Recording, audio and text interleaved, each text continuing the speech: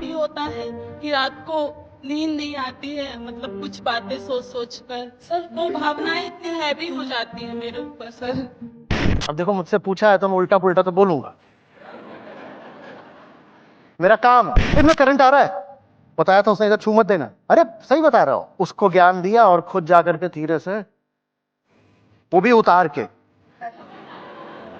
पूरा आनंद नहीं आएगा ना, बीच में इंसुलेटर आ गया तो उतार के ऐसे ऑर्गेजमिक प्लेजर। उसके बाद जब हिल हुला गए पूरा, तो कह रहे अरे अरे अरे आचार्य जी,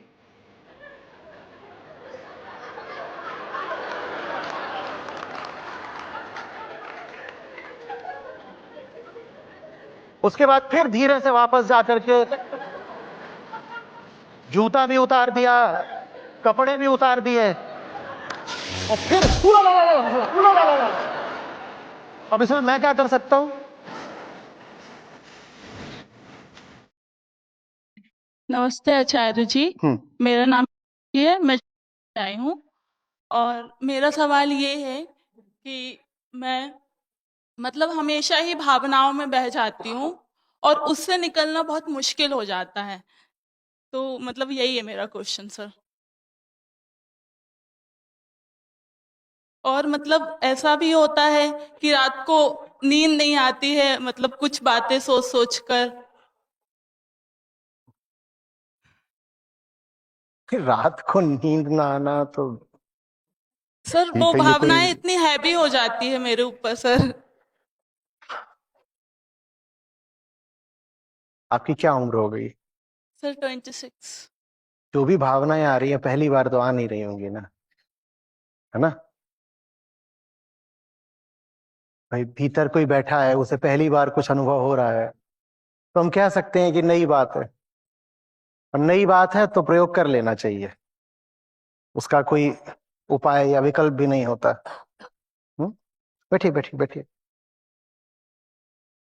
और वही वही भावनाएं घूम फिर करके बार बार आए, और उन भावनाओं पर आपने चलकर भी देख रखा है, आजमा भी रखा है, और उसके बाद भी आप उनको महत्व दें, तो फिर यहाँ समस्या स्मृति की है एक तरह से। याद कर लिया करिए ना। क्या बोलते हैं उपनिषद याद करने के बारे में? कृतम स्मर तो स्मर। कुछ भी ऐसा नहीं है जो शारीरिक है, सामाजिक है या सांसारिक है जो नया हो, एकदम भी नहीं है। आपने कभी सोचा आपको बचपन में इतिहास क्यों पढ़ाया गया? ये कम से कम 8वीं तक तो इतिहास सभी पढ़ते हैं, 10वीं तक। हाँ। और बहुत लोग हैं जो फिर आगे बढ़ करके पीएचडी पोस्ट डॉक्टरेट भी करते हैं। इतिहास इतना महत्वपूर्ण विषय क्यों है? क्यों पढ़े उनके बारे में जो मर गए, गर्क हो गए, कब्रों में हैं? धूल क्यों फांकनी है इतिहास की? क्या वजह है? जो भावना आपको आ रही है ना, उनको भी आई थी।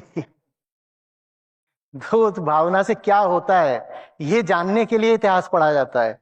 नहीं तो हमें बस किसी की महानता के नारे थोड़ी लगाने हैं कि अशोक महान और अकबर महान, तो हम इतिहास पढ़ रहे हैं ताकि बोले महान था, वो महान था, उसने ये लड़ाई लड़ी। लड़ी होगी लड़ाई, हम भी तो लड़ाइयां लड़ रहे हैं। आप यही जानने के लिए उनकी लड़ाइयां पढ़ते हो, ताकि आप अपनी लड़ाइयों को भी सही परिप्रेक्ष्य में देख पाओ, पर्सपेक्टिव। आप जो भी आज लड़ाई लड़ रहे हो पहले बहुत लोग लड़ चुके। आप जो भी अनुभव कर रहे हो, जो भी आपकी भावनाएं हैं, वो सब न जाने कितनों को हो चुकी, और आपके पास एक ही जन्म है। ये जन्म तो छोटा पड़ जाएगा ना हर फालतू की राह पर चलने के लिए। इसलिए इतिहास पढ़ाया जाता है ताकि दूसरों के अनुभव से सीख सको।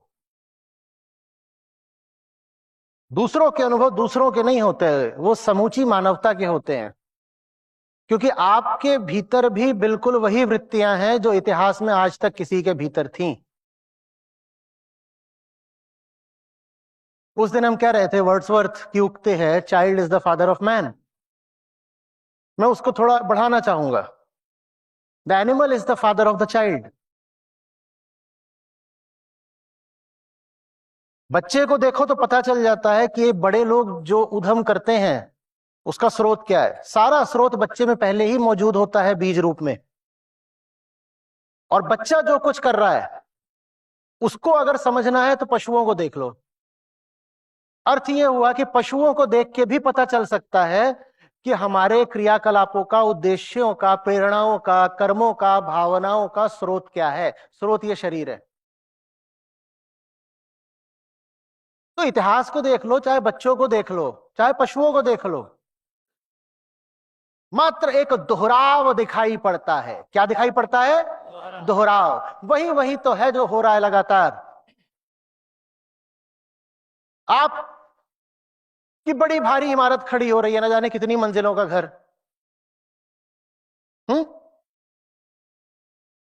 और सड़क के उस तरफ आपने निर्माण का कुछ सामान रखा हुआ है, ठीक है ना। बढ़िया पत्थर मंगवाए हैं आपने कि घर में लगवाऊंगा, और आप कह रहे हो कि ये चीज खराब हो गई, वो चीज खराब हो गई है। वहां पे कुछ सरिया रखा होता है, यही सब तो रखा होता है, रेत पड़ी होती है, यही। और तभी एक कुत्ता उठ आता है और आप कहते हो भग, पत्थर मारो इसको। गार्ड को बोलते हो सोता रहता है, कुत्ता मुद गया। वो कुत्ता बिल्कुल वही कर रहा है जो आप कर रहे हो, वो भी घर बना रहा है। कुत्ता किसी भी जगह जाकर के पेशाब क्यों करता है? वो उसका टेरिटरी मार्कर है, ताकि दूसरे कुत्तों को उसकी गंध से पता चल जाए भाई यहां नहीं आना, ये मेरा इलाका है। तो इसीलिए कुत्ते जगह जगह पे खंभे हो गए, टायर हो गए, इधर उधर जाके पेशाब करते रहते हैं। वो एक तरह से अपना नक्शा बना रहे होते हैं, भाई ये मेरा देश है, कोई और भीतर आएगा तो मैं भौंकूंगा। वो तुम भी तो यही कर रहे हो, तुम अपना इलाका बना रहे हो। कुत्ते ने भी इलाका बना दिया, तुम कह रहे हो कुत्ता कहीं का, पत्थर मारो। कुत्ते को देख के पता चल जाएगा अपना। हम इतना कुछ देख करके भी अपनी भावनाओं की हकीकत नहीं जान पाते क्या? और मैं कह रहा हूं कि जो अभी 6 साल का है उसकी माफी है, 26 साल वाला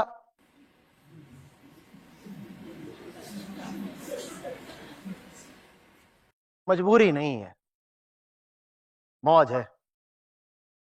हम्म। मौज को मजबूरी बता रही हैं, आंखें बंद कर क्या कर रही? भावना महसूस कर रही हूं, महसूस। अब देखो मुझसे पूछा है तो मैं उल्टा पुल्टा तो बोलूंगा, मेरा काम है। इसी नाते मुझे आचार्य वगैरह बोल करके तुम जलील करते हो। और मुझसे कोई सवाल पूछने क्यों आता है? जिसका भेजा आउट होता है, जिसे पीठ में खुजली हो रही होती है कि कोई दो चार लगा दे, मैं उनकी सेवा हेतु तो उपलब्ध रहता हूं। कोई भी सुलझे हुए मन का आदमी तो आएगा नहीं मुझसे सवाल पूछने। आज तक हुआ है? एड़े, खिसके, उल्टे ऐसे ही आते हैं। क्या आपकी तारीफ करिए मैंने, आप हंस के रहे हो इतना।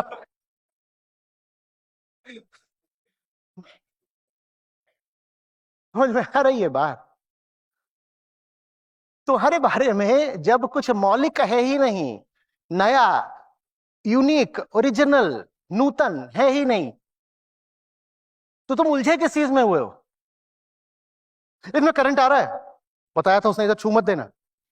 अरे सही बता रहा हूं। और ये उसको ज्ञान दिया और खुद जाकर के धीरे से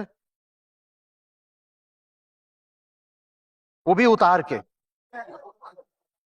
पूरा आनंद नहीं आएगा ना, बीच में इंसुलेटर आ गया तो उतार के ऐसे ऑर्गेजमिक प्लेजर।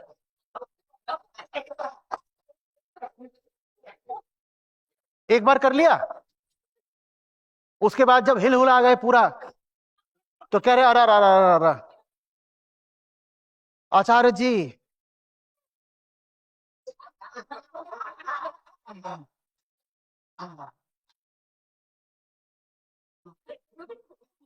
उसके बाद फिर धीरे से वापस जाकर के जूता भी उतार दिया, कपड़े भी उतार दिए, और फिर हुला ला ला ला ला, हुला ला ला ला ला ला। अब इसमें मैं क्या कर सकता हूं? ये मजबूरी है कि मौज है? हाँ, ये मौज है। तुम किसी अनुभव को दोहराना चाह रहे हो, इसी को प्लेजर बोलते हैं। जॉय में और प्लेजर में यही मूलभूत अंतर होता है भाई। आनंद सर्वथा नया होता है और किसी अनुभव का नाम नहीं होता। और जिसको आप प्लेजर बोलते हो वो सदा पुराना होता है, वरना आप उसी कल्पना ही नहीं कर पाते। जब आप भावना में बहते हो तो कोई कल्पना रहती है ना दिमाग में। क्या कल्पना स्मृति के बिना हो भी सकती है? सोच के बताओ। हम कई बार कहते हैं मैं नई चीज की कल्पना कर रहा हूं, नहीं हो सकता। आप जिसको नई चीज की कल्पना कहते हो वो भी कहीं ना कहीं पुरानी स्मृतियों या अनुभवों पर आश्रित होती है। और वो जो अनुभव है आप बहुत बार ले चुके हो, ये हुला लाला बार बार क्यों लेना है? क्यों इसलिए लेना है क्योंकि झटके के साथ साथ मौज भी तो आती है। आके मुझे झटका बता देते हो, मौज छुपा जाते हो, मुझे बड़ी तकलीफ रहती है। मैं कहता हूं मुझे बिल्कुल गटर बना रखा है, सारा अपना मैला आकर मुझ में उड़ेल देते हो, और जब मौज कर रहे होते हो तब कहीं आचार्य जी नहीं होते। और वही मौज आपको बार बार दोहरानी है, बार बार दोहरानी है। उपनिषद बार बार बोल रहे हैं कृतम स्मर, अपने करे को याद कर यार। इसलिए नहीं बोल रहे कि तुझे ग्लानि भाव उठे या पाप उठे, इसलिए बोल रहे हैं ताकि दोहराओ नहीं। जो बात उपनिषद बोल रहे हैं उसी उद्देश्य से शिक्षण व्यवस्था में मैंने कहा आपको इतिहास भी पढ़ाया जाता है ताकि दोहराओ नहीं। अन्यथा प्रकृति मात्र क्या है? एक दोहराव। हम बोल देते हैं नदी है, वो भी पूरी बात नहीं होती। वो नदी नहीं है, वो जो पूरा वाटर साइकिल है वो है, जिसमें नदी भी बस एक हिस्सा है छोटा। अगर आपको प्रकृति को नदी भी बोलना है ना तो ऐसे बोलो कि ऐसे नदी बहती है, सागर में जाता है पानी, भाप, बादल, वर्षा, बर्फ, नदी। प्रकृति मात्र एक दोहराव है, कुछ नया तो कर ही नहीं रहे ना। एक बार उस साइकिल से आप गुजर लिए, अब दोबारा क्यों गुजर रहे हो? क्यों गुजर रहे हो? क्योंकि अब बात मूल्य की आ जाती है। ये यहां पर आकर के जो प्लेजर मिलता है हम उसको इतना महत्व दे देते हैं कि फिर उससे जो फिर आगे जाकर के पूरा जोड़ जोड़ हाड़ हाड़ कांपेगा, उस वक्त हम उसको, वही जैसे पानी पूरी जब खाते हो, भाया थोड़ा सा और सोच वाला देना, भाया सोच वाली, भाया थोड़ा सा मिर्च डाल के देना भाया। उसके बाद जाके रॉकेट बन गई, हाय हाय हाय हाय। समस्या ये नहीं है कि भाया ने सोच ज्यादा डाल दी, समस्या ये भी नहीं है कि एक बार रॉकेट बने, समस्या ये है कि अगले दिन जाके फिर वही करना। अब इसका कोई इलाज नहीं होता, इसका कोई इलाज नहीं होता। प्लेजर के नाम पे अनुभवों को दोहराने के अलावा हम और क्या करते हैं? कभी कोई अनुभव हुआ था वही हमारे लिए आगत सुख की कल्पना बन जाता है, या कभी कुछ देख लिया सुन लिया वही हमारे लिए भविष्य का सपना बन जाता है। आप भावनाओं में नहीं बह रहे हो, आप कामनाओं में बह रहे हो। भावना नहीं बहा सकती। भावना को तो ऐसे मानो जैसे डकार शारीरिक प्रक्रिया भर है। भावना कहां से आती है? डकार की तरह शरीर से आती है। हमने तो नहीं सुना। कोई सवाल पूछे, अगला सवाल यही होगा शायद उदित आज का, आचार्य जी मैं डकार में बह जाती हूं। हमने तो किसी को डकार में या सांस मारने में या पाद मारने में बहते नहीं सुना।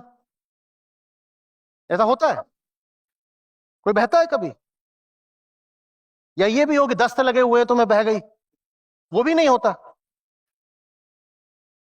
ये भी बिल्कुल वैसे ही है जैसे हम बाकी द्रव्यों की बात कर रहे हैं ना, फ्लूइड्स की, तो वैसे ये भी हार्मोन से भी फ्लूइड्स ही होते हैं भीतर, और वही भावना बनते हैं। वो आपको कैसे बहा सकते हैं? बहाती आपको कामना है, और कामना के पीछे क्या होता है? ज्ञान का अभाव या झूठा ज्ञान। झूठा ज्ञान अपने पैरों पर नहीं खड़ा रहता। झूठा ज्ञान खड़ा रहता है कामना के भरोसे पर। मुझे कुछ मिलेगा, मुझे कुछ मिलेगा, मुझे कुछ मिलेगा। स्वार्थ इतना भारी हो जाता है कि वो आपको सच्चाई देखने नहीं देता। आप अपने में रहते हो, नहीं मैं जानता हूं, मेरा ऐसा है, मेरा तो आई नो आई नो। तथ्य आपके सामने खड़े होते हैं, मुंह फाड़ करके देखो हमें, देखने से इनकार कर देते हो।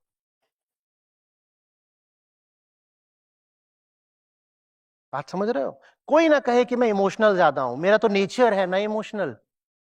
नेचर माने प्रकृति नहीं होता, नेचर माने क्या होता है? स्वभाव। और स्वभाव आत्मा है। नहीं मैं ना नेचर से थोड़ी सेंटी हूं। क्या?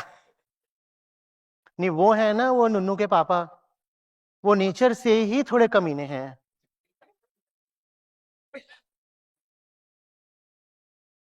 नेचर नहीं होता किसी का कमीना। या तो प्रकृति होगी या संस्कार होंगे, स्वभाव नहीं। अंतर करना सीखना पड़ेगा।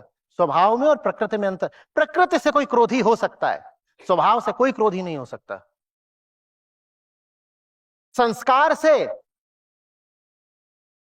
कोई अमीर हो सकता है, हिंदू हो सकता है, मुसलमान हो सकता है, अंधविश्वासी हो सकता है। स्वभाव से कोई अंधविश्वासी नहीं होता। उनका ना नेचर ही थोड़ा सुपरस्टिशियस है। वो 5 लाख का वो टैरो करा के लाए थे।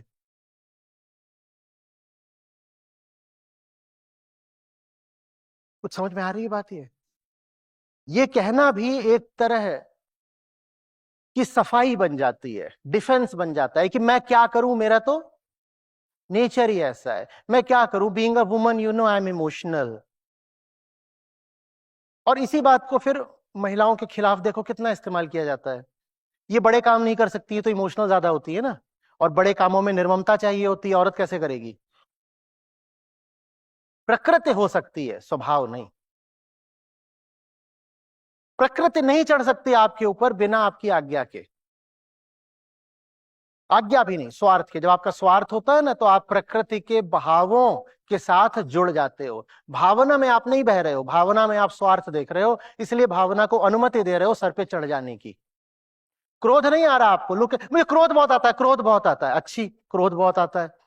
जाकर के रिक्शे वाले को मार दिया गाड़ी से। हम्म। या आपकी गाड़ी खड़ी थी, पीछे से आके रिक्शे वाला, उसने जरा बम्पर छुआ दिया अपने टायर से, मार दूंगा, कत्ल कर दूंगा, गर्क कर दूंगा। करते हो ना? करते हो ना भाई? क्रोधी हो, कोई पूछे क्यों किया, यू नो वो तो नेचर से ही एंग्री है। अच्छा, बैठे हुए थे खड़ी गाड़ी में, पीछे से भड़ाम से पड़ा, हाय हाय, पूरा उछल गए। उतरे तो देखे पीछे नेताजी की गाड़ी है और 5 एस्कॉर्ट व्हीकल्स है उनके साथ, और वाई क्लास सिक्योरिटी है, काले कपड़ों वाले कमांडो हैं। और उन्होंने, रिक्शा वाले ने तो बस बम्पर छू दिया था तुम्हारा, नेताजी ने बम्पर उड़ाई दिया है। दिखाओ गुस्सा। तुम्हारा तो नेचर ही है ना, एंग्री नेचर के हो ना तुम। तुम्हारी फीलिंग्स बहुत जल्दी एक्साइट हो जाती है ना। अब फीलिंग्स एक्साइट क्यों नहीं हो रही हैं? जाओ नेताजी को वैसे ही गाली दो जैसे रिक्शे वाले को दी थी, जाओ। बात फीलिंग्स की थी या स्वार्थ की? एंगर था, कैलकुलेटेड एंगर था? जेच बात है। कुछ नहीं होता, जहां स्वार्थ होता है वहां सारी फीलिंग्स आ जाती हैं। फीलिंग्स का बहाना मत लो, स्वार्थ है। नेताजी पे किसी को गुस्सा नहीं आता। मैं कह रहा हूं थप्पड़ मार दूंगा तुझे, ये तभी कहते हो ना जब रिश्ता थोड़ा जम जाता है, जब पता होता है कि सामने वाला अब रिश्ता तोड़ के भाग नहीं सकता। जब रिश्ते की शुरुआत कर रहे होते हो, पहली डेट पर किसने बोला है बोल रहा हूं थप्पड़ मार दूंगा तुझे? बोला है? अरे भैया आप लोग तो टिंडर बम्बल वाले लोगों को बताओ ना, कौन अपनी प्रोफाइल में लिखता है मैं पहली डेट पे थप्पड़ मारता हूं? किसने लिखा है? लेकिन यही जब रिश्ता 2 महीने, 8 महीने या 5 साल पुराना हो जाता है, तो थप्पड़ की धमकी नहीं दी जाती, थप्पड़ भी दिया जाता है। बात नेचर की है या तो महिलाएं इमोशनल होती हैं, ये नेचर है या स्वार्थ है? स्वार्थ है। कोई नहीं इमोशनल है, कोई फीलिंग्स की बात नहीं है, कोई भावनाओं में नहीं बह रहा। जितनी बार ये हो ना कि भावनाओं में बह रहे, अपना फिर वही मेरा सड़ा हुआ चुटकुला याद रखिएगा, जब मैं पाद में नहीं बहती तो भावनाओं में क्यों बह रही हूं? हैं तो दोनों शारीरिक प्रवाह ही, और अगर भावनाओं में बहना ही है तो जितने तरह के प्रवाह होते हैं मैं सब में बहूंगी। बहिएगा और वीडियो बना के डाल भी दीजिएगा, हमारा भी कुछ शिक्षण हो जाएगा, नई चीज सीखेंगे कि कैसे भावनाएं या कोई भी और चीज खुद ब खुद बहा सकती है। कुछ आपको बहा नहीं सकता, आपकी अनुमति रहती है, आपका पूरा सहयोग रहता है, बल्कि आपका आग्रह रहता है। आप चाहते हो इसलिए होता है, आप चाहते हो इसलिए गुस्सा चढ़ता है। काम वासना को सबसे बड़ी अंधी ताकत माना जाता है। चढ़ जाती है काम वासना, चढ़ जाती है काम वासना, चढ़ जाती है। देश के प्रधानमंत्री हो, कोई महिला काम वासना चढ़ा के दिखाओ, दिखाओ। कोई बॉस हो आपकी, वो भी तेज तर्रार, और वो आपकी खबर ले रही है, वो कुर्सी में बैठी हुई है, सामने चौड़ी अथॉरिटी वाली मेज है, और उसके सामने खड़े हो, काम नहीं किया है, और वो आपकी इज्जत उतार रही है। दिखाओ काम वासना, दिखाओ ना। काम वासना भी चुनाव होता है, कुछ भी नेचुरली अपने आप नहीं हो रहा। इसको स्वभाव या नेचर तो बोली मत देना। वेदांत किसी भी तरह की मजबूरी में बिल्कुल नहीं मानेगा। आप कहोगे भावनात्मक मजबूरी है, माना ही नहीं जाएगा। कोई भावनात्मक मजबूरी नहीं है। मैं क्या करूं, मेरे आंसू निकल जाते हैं, तो मैं बोलता हूं आंसुओं के साथ सही काम करो। मजबूरी अभी भी नहीं है। हाँ, आंसू मैं मान सकता हूं, मेरे भी निकल जाते हैं। बताया तो था, अभी वो पिक्चर देखने गया था, बिना बात के मैं रोने लगा, 20 मिनट तक रोता ही गया। तो ऐसा थोड़ी है कि रो रहा हूं तो काम नहीं करूंगा, काम कर रहा हूं। बात इसमें नहीं है कि भावना उठी, बात इसमें है कि आपने भावना को समर्थन दे दिया क्या? समर्थन नहीं देना है, याद रखना है। कृतम स्मर, याद रखना है कि ये मेरे साथ नहीं हो रहा। पहला नशा पहला खुमार, न पहला नशा है न पहला खुमार है। मुझसे पहले न जाने कितनों को हो चुका था, मैं ही हूं, इसी से प्रमाण मिलता है। कम से कम मेरे मां बाप को तो हुआ ही था, इनको ना हुआ होता तो मैं कहां से आती? तो फिर मैं पहला नशा पहला खुमार कैसे बोल सकती हूं? मेरी हस्ती ही प्रमाण है इस बात का कि मामला पहला नहीं है। पर सबको यही लगता है कि हमारा तो पहला है, और जैसा हमारा है वैसा किसी और का नहीं है। जैसा हमारा है बिल्कुल वो नहीं। हर मां को अपना लल्ला ऐसे ही लगता है, बस हो गया।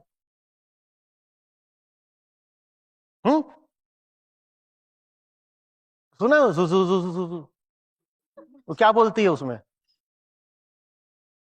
हाँ, जग से न्यारा, जग से न्यारा है। यशोदा का नंद लाला तो बस ब्रिज का दुलारा है, उन्होंने कृष्ण को भी पीछे छोड़ दिया।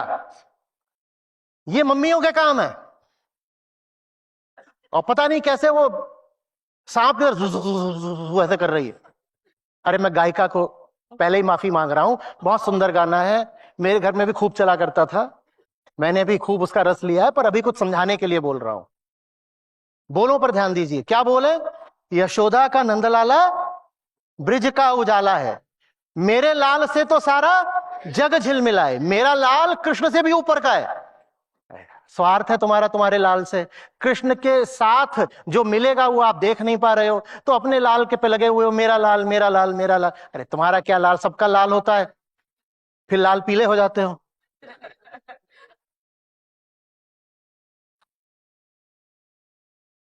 आप दुस्साहस देखिए ना, यशोदा का नंद लाला, मेरे लाल से तो तुम्हारा तो लोकलाइज्ड है मामला, ब्रिज। मेरा इंटरनेशनल है, ग्लोबल है, ग्रीन कार्ड वाला है। तुम्हारे नंदलाले ने यशोदा कोई भी लीला अमेरिका में करी थी? मेरा वाला सिलिकॉन वैली जाएगा, मैं अभी से उसे प्रोग्रामिंग की क्लास कराएगी। ये भावना नहीं है, क्या है? स्वार्थ है।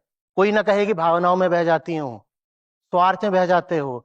और स्वार्थ से बचना है तो ये देख लो कि ऐसी स्वार्थ पूर्ति का यत्न आपने पिछले 1 लाख साल में 10 लाख बार करा है और हर बार मुंह की खाई है। अपनी भावनाओं को समझना है तो किसी पशु को देख लो, अपनी भावनाओं को समझना है तो पड़ोसी को देख लो, वो भी वही कर रहा है जो तुमने किया, तुमसे 10 साल आगे, हमारा भी वही होना है जो उसका हुआ है। उसको देख के अपनी जिंदगी नहीं समझ में आती। तुम उसी राह पर चल रहे हो जिस पे न जाने कितने मुसाफिर जा चुके हैं, तो देखो वो कहां पहुंचे, तुम भी वहीं पहुंचोगे। तुम उनके राह पे चलना चाहते हो पर तुम्हारी आशा ये है कि तुम्हारी मंजिल दूसरी हो जाए। कभी होगा ऐसा? कभी होगा? देखो उन सबको जिन्होंने शरीर के रास्ते स्वीकार करे और उनका हश्र देखो, वही हश्र तुम्हारा होगा। पर तुम चाह रहे हो कि नहीं, शरीर के रास्तों के जो मजे मिलते हैं, ये वाला उला लला ये भी ले लूं, और फिर जो जीवन की उच्चतम प्राप्तियां हो सकती हैं वो भी हो जाएं। होगा कभी ऐसा? आज तक किसी के साथ हुआ? तुम अपवाद हो? तुम कौन हो? जो भी अपने साथ हो रहा हो, देखो कि सबके साथ हुआ और सबने मुंह की खाई। बड़ी दीदी की हो चुकी है और रोज पिटती है, और पापा शादी के 5 साल बाद भी अभी दहेज दिए ही जा रहे हैं, पर छुट्टियां मचली जा रही है। नहीं में गया था ना, नहीं मेला वाला ऐसा मन नहीं है, मेरा तो उस पे आएगा सफेद घोड़े पे सवार होकर के। वो घोड़े को तो छोड़ो, सबसे पहले मामला एनिमल राइट्स का है, और तेरा वाला ना सड़े रिक्शे पे भी नहीं आएगा, और चाहे पे आए वो व्हाइट मर्सिडीज में भी आ जाए तो भी पिटेगी तू भी वैसे जैसे दीदी पिट रही है, क्योंकि तू उसी राह पे चल रही है जिसपे वो चली। होशियार होने का मतलब ही होता है कि क्यों अपनी जिंदगी तबाह करनी है, दूसरों के अनुभव से सीख लो ना। और अगर दूसरों के अनुभव नहीं दिख रहे तो पूरा इतिहास और समष्टि उपलब्ध है, उससे सीख लो ना।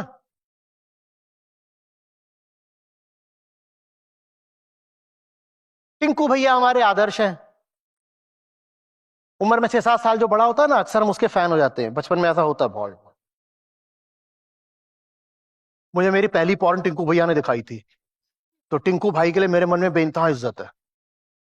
इन्होंने ही मेरे को बच्चे से जवान किया कई तरीकों से। तो कायदे की बात पे ध्यान रखा करो। ये मैं परीक्षा लेता हूं कि कौन कौन बहक जाएगा। टिंकू भैया तुम्हारे रोल मॉडल, और दिख नहीं रहा टिंकू भैया की जिंदगी बर्बाद है, तो अब तुम उन्हीं पद चिन्हों पर क्यों चलना चाहते हो? कम से कम अब तो रास्ता बदल दो अपना। आप सबकी जिंदगी में कोई ना कोई टिंकू भैया होगा जरूर, जो ऐसा लगता है भाई भाई भाई। गौर से उसकी जिंदगी को देखो ना। तुम्हें वही जिंदगी चाहिए क्या? सचमुच नहीं चाहिए तो उसे रोल मॉडल मानना बंद करो, और यकीन मानो जो उनका हुआ है वही तुम्हारा होके रहेगा अगर उसी रास्ते पे चलोगे। आप पहली महिला हैं जो भावना के आवेग में बह रही हैं। इतनी बही हैं, क्या हुआ उनका? मैटरनिटी से मॉर्चुअरी तक यही यात्रा होती है बस। और सारी भावनाएं होती किस लिए हैं? प्रकृति आप में भावनाएं इसलिए प्रदीप्त करती है ताकि आप निर्वाण को प्राप्त हो जाएं। आपके लोक धर्म में तो बहुत बड़ी तादाद है ऐसों की जो मानते हैं कि महिलाओं को स्वर्ग उपलब्ध ही नहीं हो सकता जब तक उनका पुनर्जन्म ना हो और वो पुरुष ना बने। जानती हैं आप, बहुत बड़ा वर्ग है जो ये मानता है कि स्वर्ग महिलाओं के लिए नहीं है। स्वर्ग में सिर्फ एक प्रकार की महिलाएं होती हैं, उर्वशी रंभा वगैरह वाली। अगर स्वर्ग महिलाओं के लिए होता तो उर्वशे और रंभे भी तो होते वहां। अप्सराएं तो सुनी है, जिगोलो सुने कभी? महिलाओं के लिए भी अगर स्वर्ग होता तो उनके मनोरंजन के लिए भी वहां कुछ खास तरह के पुरुष रखे गए होते? नहीं रखे गए। तो सब पुरुष वहां जाते हैं, और ये सब भावनाओं का मतलब नहीं समझते हो क्या? समाज, संस्कार, लोकधर्म और देह, ये सब मिलकर चाहते हैं कि आप अपना पूरा जीवन सिर्फ देह के कामों में निकाल दो, कोई भी ऊंचा काम ना करो। ये है भावनाएं जो आपसे करवाना चाहती हैं। और महिलाओं के लिए तो इतना बड़ा ये बंधन साबित होती है ना, पुरुषों में महत्वाकांक्षा और महिलाओं में भावना, कहीं का नहीं छोड़ते।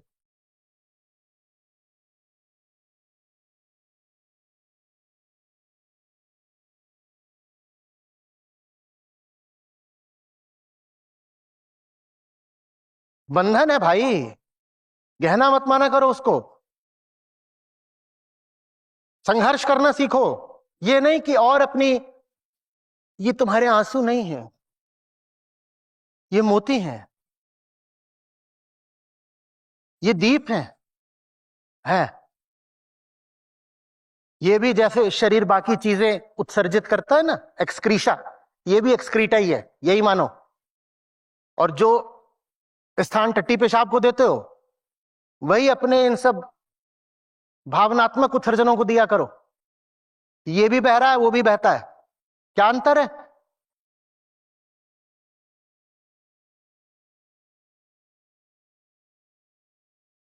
अंजाम याद कर लिया करो, इन सब हरकतों का एक ही अंजाम होना है। फिर बोल रहा हूं,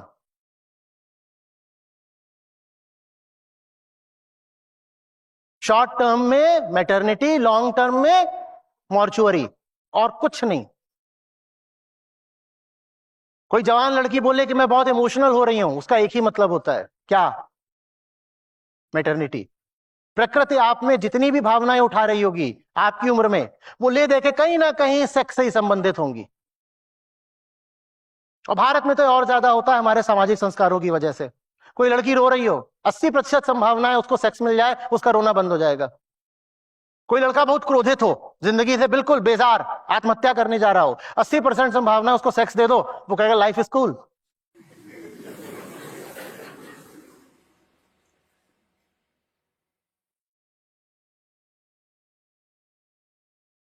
सारी भावनाएं बस उस एक उद्देश्य के लिए उठती हैं, क्या?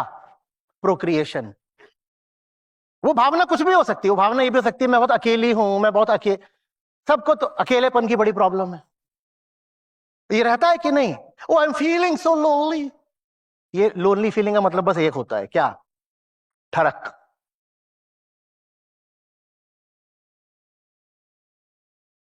मेरा मेरा हक है, मैं करूंगा अश्लील बातें, आप आयो खुद।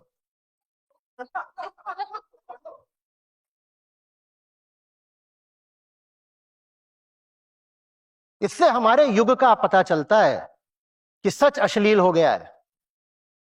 और सच तो मैं इस समाज के बारे में ही बोल रहा हूं ना, हमारे बारे में ही बोल रहा हूं ना। अगर हमारा सच अश्लील है तो हम अश्लील हैं।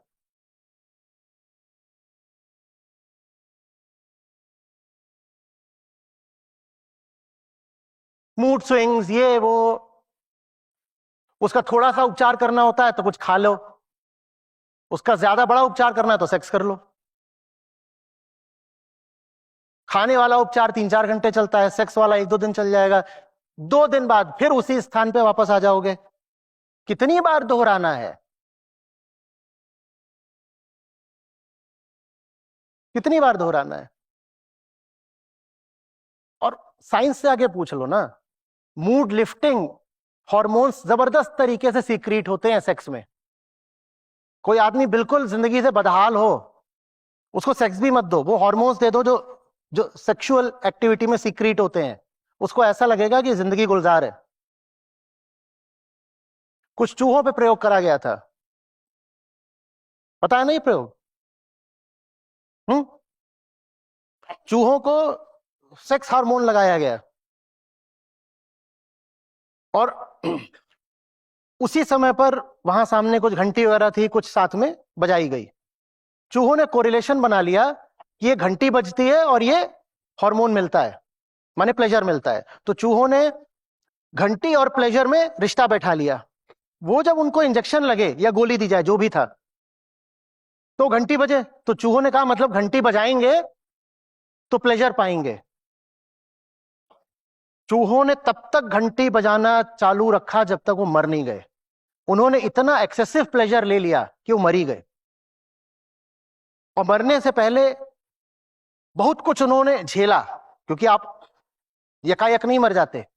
हार्ट बीट बढ़ी, ब्लड प्रेशर बढ़ा, सब बढ़ता जा रहा है, चूहों की अंदरूनी हालत खराब होती जा रही है। लेकिन प्लेजर ऐसी चीज है कि चूहे और ज्यादा सेक्स डिमांड करते जा रहे हैं। चूहे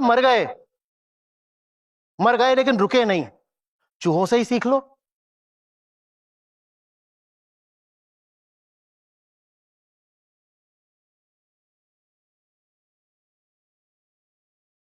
हरी बात समझ में? या ये इल्जाम है कि ये तो हर चीज को ले आके सेक्स पे डाल देते हैं, तो और किस चीज पे डालूं? समाधि पे? आप में से कौन कौन समाधि के लिए उतावला हो रहा है? जो हकीकत है वो बोल रहा हूं। पूरी प्रकृति क्या कर रही है हर समय? मेटिंग के अलावा क्या कर रही है? फूल एक बार अपने पराग बिखेर देता है, फिर वो झड़ जाता है, मुरझा जाता है, ये करती है प्रकृति। फूल की हस्ती तभी तक है जब तक रिप्रोडक्शन हो सकता है। जैसे ही आप सेक्स के लिए काबिल नहीं बचते, देखा है प्रकृति क्या करती है? आ, आ, आ, प्रकृति कहती है तू जी के करेगा बूढ़े, इस बुढ़ी को मरना चाहिए, इसका मीनोपॉज हो गया, इसको मार दो। ये तो दवाइयों के दम पर हमने जो एवरेज लाइफ एक्सपेक्टेंसी है इतनी बढ़ा दी है। नहीं तो प्रकृति तो ये चाहती है कि जिस दिन आप बच्चा पैदा करने लायक ना रहे, आप मरी जाएं। आपने कभी सोचा जवानी का मतलब ही ये होता है कि अब वो जल्दी से रिप्रोड्यूस कर दे? टेक्निकली आप 100 नहीं 120 साल तक जी सकते हो, लेकिन रिप्रोडक्शन का फेज 15 साल से शुरू हो जाता है। ये क्यों करा है प्रकृति ने? इसीलिए उसको माया बोलते हैं। जल्दी से जल्दी इससे बच्चे पैदा करा दो, जल्दी से जल्दी, इसे होश ना आए, इसे कोई समझ ना हो, जल्दी से जल्दी इससे बच्चे पैदा करा दो। और जैसे ही आपकी सेक्सुअल एक्टिविटी रुकती है, वैसे ही शरीर कमजोर पड़ने पड़ता है। आप देखते नहीं उस बात को? सेक्सुअल एक्टिविटी रुकी नहीं कि आप कमजोर पड़ने लग जाते हो। प्रकृति ने यहां तक की घातक व्यवस्था करी है कि अगर आप रिप्रोड्यूस नहीं कर रहे तो आपको कुछ बीमारियां होने की संभावना बढ़ जाती है। तो ये भावनाएं भी तो प्रकृति ही दे रही है ना। तो इन भावनाओं के पीछे भी और क्या होगा, जब प्रकृति सब कुछ सिर्फ इसलिए कर रही है कि आपका शरीर चलता रहे और आपके बाद? तो प्रकृति अगर भावनाएं भी दे रही है तो भावनाएं भी सेंट्रली सेक्सुअल ही होती हैं। कोई बुराई नहीं है उस सेंट्रल सेक्सुअलिटी में, लेकिन उसको अपना जीवन अर्पित कर देना जीवन की बर्बादी है। मैं यहां पे खड़ा होकर के आपको लोकधर्म वाले ब्रह्मचर्य का उपदेश नहीं दे रहा हूं। मैं बस आपको बता रहा हूं कि आप जिन चीजों को एसेक्सुअल भी समझते हो वो भी सेक्सुअल ही हैं, और उनको बहुत वरीयता देना, बहुत महत्व देना, माने अपनी जवानी की, अपनी ऊर्जा की, अपने समय की बर्बादी।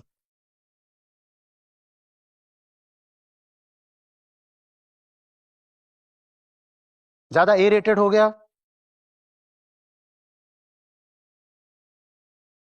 चलो कोई बात।